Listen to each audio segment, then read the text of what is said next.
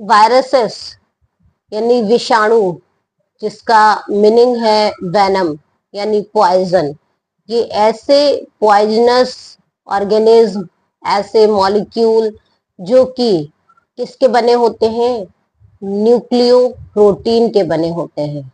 जो वायरसेस हैं ये किसके बने होते हैं, न्यूक्लियो प्रोटीन के बने होते हैं, यानी न्यूक्लिक एसिड प्लस प्रोटीन के बने होते हैं। और न्यूक्लिक एसिड आप जानते हैं किसे कहा जाता है, डीएनए और आरएनए को न्यूक्लिक एसिड कहा जाता है। डीएनए यानी डीऑक्सी राइबो न्यूक्लिक एसिड और आरएनए राइबो न्यूक्लिक एसिड। तो ये जो वायरसेस हैं इनमें या तो डीएनए पाया जाता है या फिर आरएनए ही पाया जाता है।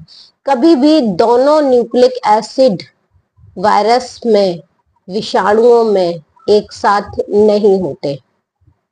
ये मोस्ट इंपोर्टेंट पॉइंट है, इसको बहुत ही अच्छी तरह से याद रखिए। कभी भी एग्जाम में अगर पूछा जाए क्या वायरस में डीएनए और आरएनए पाए जाते हैं, बिल्कुल पाए जाते हैं, लेकिन ओनली एक सिंगल, या तो डीएनए ही होगा या फिर आरएनए ही होता है, और दूसरा भाग होता है प्रोटीन का, है ना।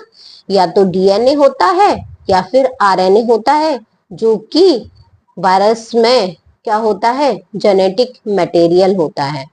और जो दूसरा भाग है वो है प्रोटीन भाग। तो प्रोटीन भाग का जो कवच होता है वो बाहर की ओर होता है, और जो न्यूक्लिक एसिड है यानी डीएनए या आरएनए वायरस में कहाँ पाया जाता है, अंदर। और जो इन्फेक्शियस है, जो कि डिजीज कॉजिंग भाग होता है, वो न्यूक्लिक एसिड होता है।